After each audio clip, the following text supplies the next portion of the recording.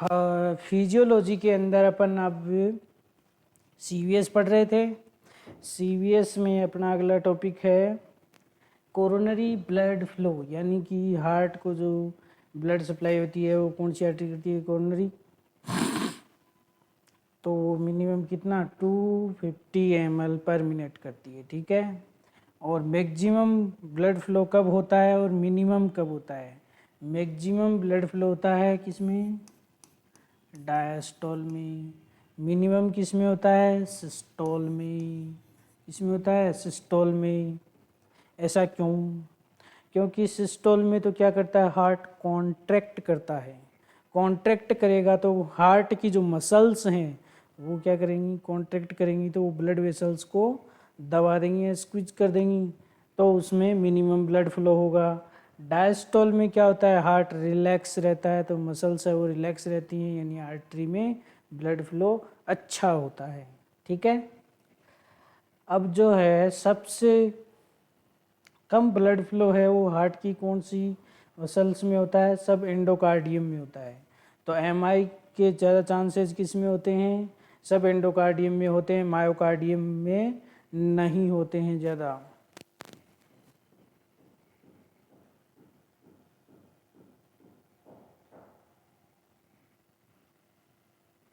तो least blood flow है वो सब एंडोकार्डियल मसल्स को होता है, मायोकार्डियम को इससे ज़्यादा होता है। लीस्ट ब्लड अगर जाएगा तो उसमें सबसे ज़्यादा मायोकार्डियल इन्फाक्शन होने के चांसेस ज़्यादा रहेंगे। फिर है अपना अगला जो अपनी ट्रांसम्यूरल इन्फाक्ट होता है, उसमें तो तीनों लेयर इन्वॉल्व होते हैं, उसे एसटी एलिवेशन एमआई बोलते हैं। और सब एंडोकार्डियल में आता है वो नॉन एसटी एमआई बोलते हैं। और इसमें जो ट्रीटमेंट है अपना वो क्या होता है, एसटी एलिवेशन में तो क्या होता है, नो थ्रोम्बोलाइसिस, इसमें कोई थ्रोम्बोलाइसिस नहीं होता है। और उसमें ट्रीटमेंट ही क्या है, थ्रोम्बोलाइसिस क्या है। तो S T elevation, non S T elevation myocardial infection में क्या होता है, थ्रोम्बोलाइसिस करना पड़ता है या परक्यूटेनियस कोरोनरी इंटरवेंशन करना पड़ता है। इसमें कोई थ्रोम्बोलाइसिस नहीं होता है एस टी एलिवेशन में, तो अपन क्या कर सकते हैं, डिलेड परक्यूटेनियस कोरोनरी इंटरवेंशन कर सकते हैं। तो एक में तो सोनम और एक में क्या होता है, मोना। ये अपन फार्मेकोलॉजी में ऑलरेडी क्या कर चुके हैं, पढ़ चुके हैं। एसटी में तो क्या देते हैं, नॉन एसटी में क्या देते हैं, वो अपन ने फार्मेकोलॉजी में पढ़ लिया है। मोना, सोनम, यानी कि एक में स्ट्रेप्टोकाइनेज ऐड करते हैं, एक में स्ट्रेप्टोकाइनेज नहीं देते हैं। फिर है ब्लड वेसल्स, क्या है, ब्लड वेसल्स है सबसे पहला प्रकार है ब्लड वेसल्स का, विंड की सल वेसल्स। ये क्या होती हैं, लार्ज ब्लड वेसल्स होती हैं। कौन सी वेसल्स होती हैं, लार्ज ब्लड वेसल। जैसे एग्जांपल क्या है इनका, एरोटा, क्या है, एरोटा। और इनमें इलास्टिक प्रवृत्ति भी पाई जाती है, जैसे कि रिकॉयल का मतलब होता है कि वो पहले तो स्ट्रेच होती है फिर वापस अपनी नॉर्मल पोजीशन में आ जाती है, ठीक है, उसको बोलते हैं रिकॉयल। क्या बोलते हैं, रिकॉयल। तो अब अपन देख लेते हैं ये रिकॉयल कैसे होता है, क्या क्या होता है।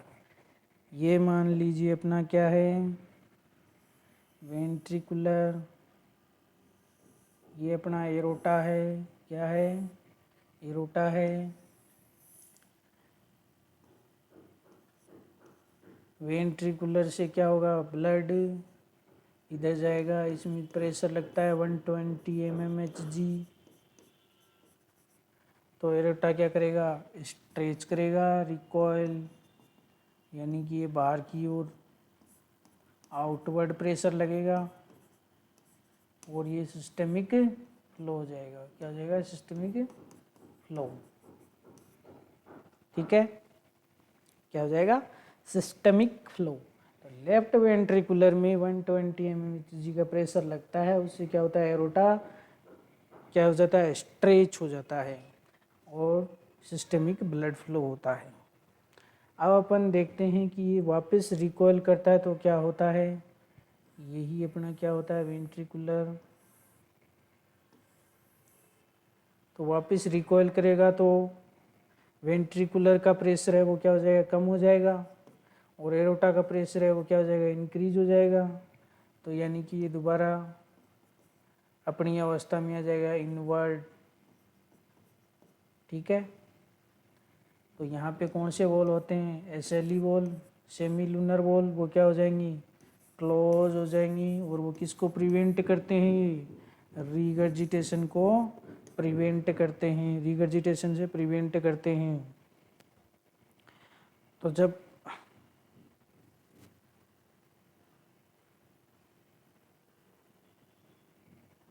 सिस्टोलिक और डायस्टोलिक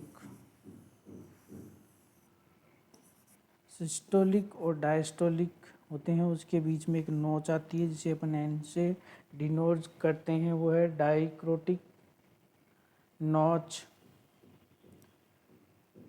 इन एरोटिक पल्स। वो किस में आती है, यहाँ पे आती है, क्योंकि यहाँ पे क्या हो रहा है, पहले सिस्टोलिक होता है फिर डायस्टोलिक होता है, पहले सिस्टोलिक होता है फिर डायस्टोलिक होता है।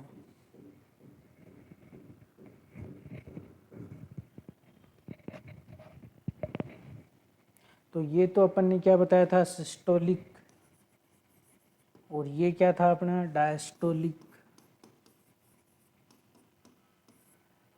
तो इन दोनों के बीच में जो आ जाएगी वो क्या होगी, डाइक्रोटिक नोच। ठीक है, वो डायस्टोलिक प्रोसेस है, और ये क्या है, सिस्टोलिक है, क्योंकि डायस्टोलिक में फिर ये वेंट्रिकुलर का प्रेशर कम हो जाएगा, रिलैक्स हो जाएगा, वो क्या होगा, डायस्टोलिक।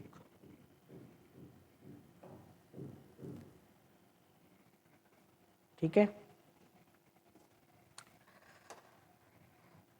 अब देखते हैं अपन एरोटिक रीगर्जिटेशन अगर होता है तो क्या होता है। एरोटिक रीगर्जिटेशन में जो अभी अपन ने जो डायग्राम बनाया था, जैसे ये वेंट्रिकुलर है, ये एरोटा है, यहाँ पे सेमिलुनर वॉल हैं, ये प्रॉपरली बंद नहीं हो पाएंगे, ब्लड है वो एरोटा से वापस किस में आ जाएगा, वेंट्रिकुलर में आ जाएगा। ब्लड कहाँ से कहाँ आ जाएगा भैया, एरोटा से वेंट्रिकुलर में आ जाएगा। कहाँ आ जाएगा, एरोटा से वेंट्रिकुलर में आ जाएगा। इससे ये क्या होता है, एरोटिक रीगर्जिटेशन। और इसमें इसको प्रिवेंट कौन करता है, सेमिलुनर वॉल ही तो करते हैं। जब वो क्लोज हो जाते हैं तो किसको प्रिवेंट करते हैं, अभी अपन ने पीछे पढ़ा था, तो किसको प्रिवेंट करते हैं, एरोटिक रीगर्जिटेशन को करते हैं। और इसमें जो ध्वनि जो सुनाई देती है वो क्या होती है,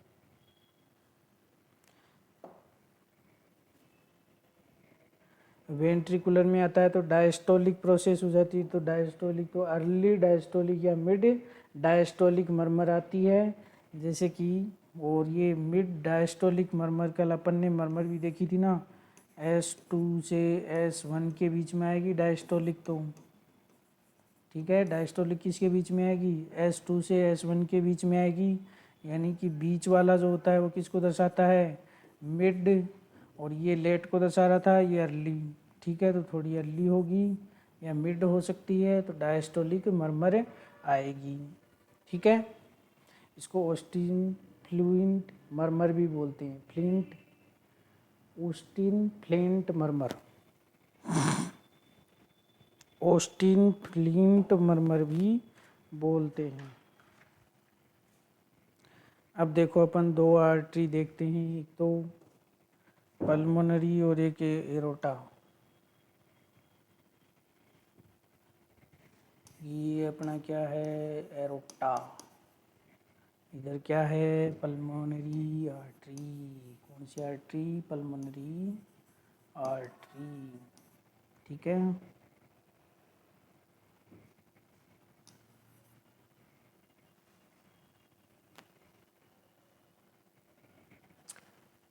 पल्मोनरी आर्टरी और एरोटा, इसमें सिस्टोलिक डायस्टोलिक, इसमें भी सिस्टोलिक डायस्टोलिक, चेंजेस देख रहे हैं अपन, सिस्टोलिक कितना होता है और डायस्टोलिक कितना होता है। तो इसमें सिस्टोलिक कितना होता है 120 mmHg, और इसमें कितना हो, डायस्टोलिक कितना होगा 70 की कितना 80, और उसमें 25। प्रेशर कम होता है ना, पर लेफ्ट वेंट्रिकुलर का प्रेशर है वो सिस्टोलिक में कितना होता है 25 ही होता है ना। सिस्टोलिक में प्रेशर कितना हो जाता है एरोटा का, वेंट्रिकुलर का तो वो कितना है 120।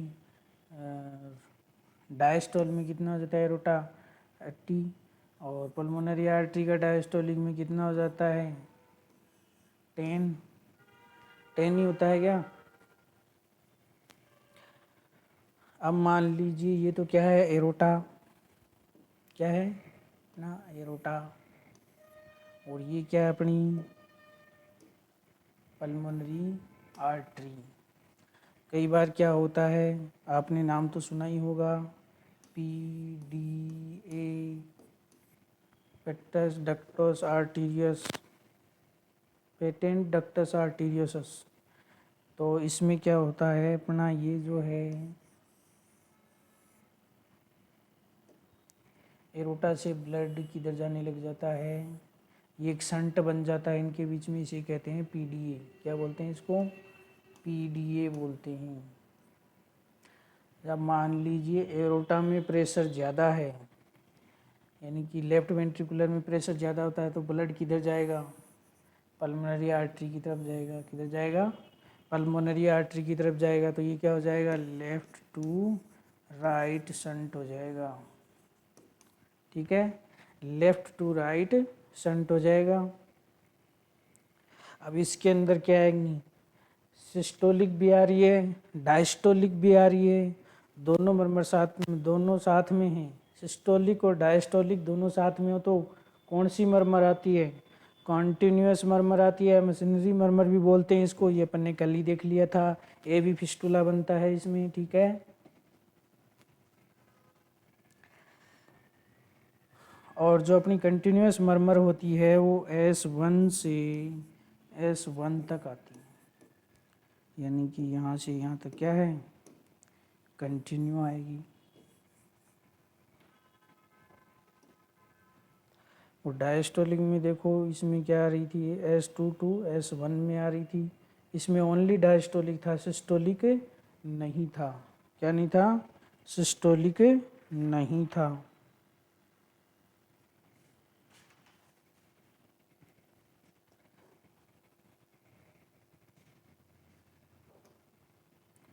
फिर है दूसरी वेसल्स है कैपिटेंस वेसल्स, ये हाई कंप्लायंस होता है इनका। क्या होता है हाई कंप्लायंस।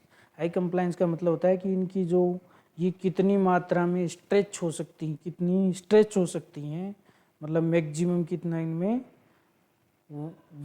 फ्लूइड है वो आ सकता है, उतनी कितनी इनकी कैपेसिटी है हाई कंप्लायंस, यानी बहुत ज़्यादा स्ट्रेच हो सकती हैं।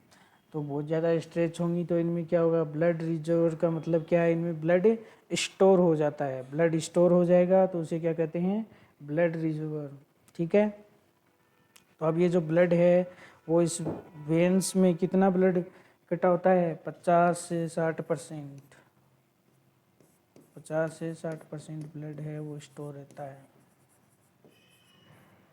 50 से 60% ब्लड है वो क्या रहता है स्टोर रहता है।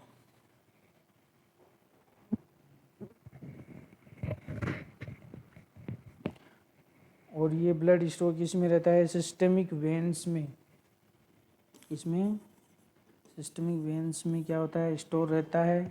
और इस ब्लड का उपयोग कहाँ पे हो सकता है, ये ब्लड हमें किससे बचाएगा, ये ब्लड हमें शॉक से बचाएगा। किससे बचाएगा, शॉक से बचाएगा। शॉक से कैसे बचाएगा, मान लीजिए अगर किसी व्यक्ति को हाइपोवोलेमिक शॉक हो गया, यानी कि फ्लूइड की कमी हो गई, कोई एनीमिक पर्सन है या उसको नहीं हाथ कट गया या यहाँ से तो इन कट गया, तो उससे क्या होगा फ्लूइड निकल गया, मान लीजिए उसका फ्लूइड है वो 30% तक निकल गया है, ठीक है। तो इसमें क्या आदमी ठीक है, वापस शॉक से बाहर निकल सकता है, हाँ निकल सकता है। जो वेन में जो ब्लड पड़ा है वो यहाँ पे अपना दोबारा क्या करेगा, कार्डियक आउटपुट को बढ़ा देगा, बीपी को बढ़ा देगा, यानी कि हाइपोवोलेमिक शॉक को करेक्ट कर देगा, तो उससे आदमी ठीक रहेगा। अगर ये 30 से ज़्यादा हो गया, 30 से ज़्यादा ब्लड लॉस हो गया तो क्या होगा, 30 से ज़्यादा ब्लड लॉस हो गया तो क्लास 3 का शॉक हो जाएगा। क्लास देख लेते हैं। अगर लॉस है वो 15% से कम है तो वो कौन सी क्लास है, क्लास फर्स्ट है। ये सेकंड है 15 से 30, और थर्ड है वो क्या है 30 से 40, और फोर्थ में 40% से ज़्यादा लॉस हो गया। तो पहली दो जो शॉक की जो क्लासेस हैं वो कंपनसेटरी में, बॉडी की कंपनसेटरी मैकेनिज्म से क्या हो जाती हैं, ठीक हो जाती हैं, करेक्ट हो जाती हैं। क्लास 2 में बीपी है वो नॉर्मल रहता है, हार्ट रेट है वो इंक्रीज रहता है। क्लास 1 में बीपी है वो क्या होता है, नॉर्मल रहता है, हार्ट रेट भी क्या रहती है, नॉर्मल रहती है, इसमें भी नॉर्मल रहती है। लेकिन लास्ट की जो दो क्लासेज हैं, थर्ड और फोर्थ, इनके अंदर क्या होता है, बीपी गिर जाती है और हार्ट रेट बढ़ जाती है। तो ये डीकम्पनसेटेड मैकेनिज्म है, यानी कि बॉडी इनको रिकवर नहीं कर पाती है। तो ये सारी जो क्लासेज हैं वो किस में है, शॉक में। ठीक है, तो वो स्टोरेज ब्लड है वो अपने काम में आ जाता है क्लास 1 और क्लास 2 शॉक के पेशेंटों में। ठीक है, 40% का मतलब 2 लीटर तक फ्लूइड निकल गया है बॉडी से।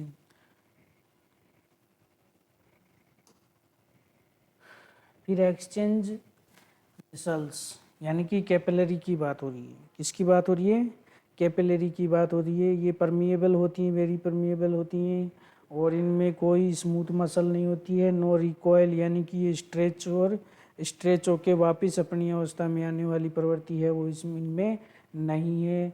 इनमें प्रेशर है वो लो होता है 10 से 20 mmHg, और लो वॉल्यूम भी क्या होता है, वॉल्यूम भी लो होता है 5% of blood, and low resistant, और मैक्सिमम क्रॉस सेक्शनल एरिया होता है इनका।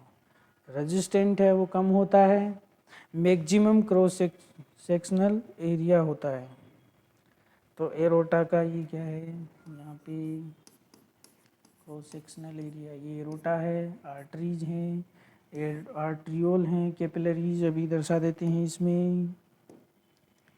ये छोटी छोटी क्या हैं, कैपिलरीज हैं, ये री कैपिलरी,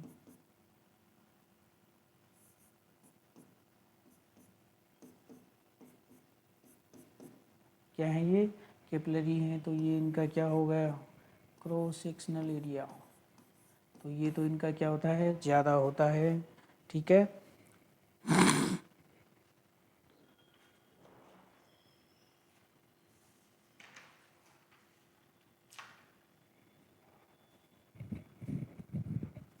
अब देख लेते हैं कैपिलरी और एरोटा में क्या अंतर होता है। तो कैपिलरीज होती हैं उनमें क्या होता है, मिनिमम डायामीटर होता है उनका। डायामीटर क्या है, मिनिमम ही है, देख लो, डायामीटर तो बहुत कम है इनमें। ठीक है, और एरोटा में तो बहुत ज़्यादा है डायामीटर। तो सेकंड नंबर पे, सेकंड मैक्सिमम डायमीटर 2.5 फर्स्ट कौन सा है, वीना केवा, जो कि 3 सेंटीमीटर होता है। और कैपिलरीज में मिनिमम क्या होती है, वेलोसिटी होती है, वेलोसिटी ऑफ फ्लो, यानी कि स्लो फ्लो होता है इसमें। और ये बेस्ट एक्सचेंजर है। और लेमिनर फ्लो होता है, लेमिनर फ्लो क्या होता है, रेनॉल्ड्स नंबर, यानी कि 2000 से कम है तो लेमिनर फ्लो है, अगर 3000 से ज़्यादा है तो टर्बुलेंट फ्लो है। यानी कि आप किसी पार्टी में गए और आपको वेटर ने विन दारू का गिलास नहीं दिया आपको और वो भग गया, तो वो तो कौन सा होता है, वो सब वेटरों को जाके बोल देगा इस नालायक को नहीं देना है, तो सब आपके आगे से वेटर जल्दी जल्दी से भाग जाएंगी, दारू नहीं देंगे आपको। ठीक है, लेकिन कैपिलरीज में क्या होता है, उनको इनमें क्या होता है, ब्लड फ्लो स्लो होता है तो इनको ग्लूकोज मिल जाता है। एरोटा में ब्लड फ्लो फास्ट होता है तो उनको ग्लूकोज आसानी से नहीं मिलता है, वही पार्टी वाली बात। तो इनमें कि तो क्या होता है, रैपिड से निकल जाता है ब्लड फ्लो, और इनमें धीरे धीरे जाता है, तो ये सब कुछ ले लेते हैं, ग्लूकोज वगैरह सब कुछ। तो जो कई आदमी होते हैं ना जो एकदम देख के लेते हैं विस्की रम क्या लेना चाहेंगे आप, है ना। तो इनमें तो मैक्सिमम वेलोसिटी होती है एरोटा में, और rapid supply of blood and turbulent flow होता है, तो नॉइजी आवाज़ आती है, इसमें कैपिलरीज वाले में आवाज़ नहीं आती है। तो ये थे अपना एरोटा और कैपिलरी। रेजिस्टेंट वेसल्स, तो जो ये रेजिस्टेंट वेसल्स होती हैं ये मस्कुलर होती हैं, आर्टरीज और एट्रियोल तक होती हैं। इनमें स्मूथ मसल्स होती हैं जो कि कॉन्ट्रैक्ट करती हैं, रिलैक्स का काम भी करती हैं, कॉन्ट्रैक्ट भी करती हैं। ये चेंज डायमीटर को चेंज करती हैं और control blood flow to tissue, यानी कि ब्लड फ्लो को भी कंट्रोल करती हैं। लास्ट में है ये समरी। तो प्रोड्यूस फ्लो है वो तो एरोटा से होता है। विंड वेव्स कैसल्स होती हैं जो कि उनमें कौन सी प्रवृत्ति होती है, रिकॉयल की प्रवृत्ति होती है। कंट्रोल फ्लो होता है वो आर्टेरियोल से होता है, रेजिस्टेंस वाली, जो कि कैसा होता है, मस्कुलर होता है। और स्टोर ब्लड किस में था, विनस में, तो कैपिटेंस और कंप्लायंस को कम करती हैं ये। एक्सचेंज ब्लड कैपिलरी में होता है, एक्सचेंज होता है, परमिएबल होती हैं ये थे अभी तक अपन ने जो देखा वो सारे की समरी है चारों की ब्लड वेसल्स की। तो ये अपना एक पार्ट और हो गया है सीवीएस में। नेक्स्ट अगला पार्ट हम देखेंगे नेक्स्ट क्लास में सीवीएस का, फिजियोलॉजी।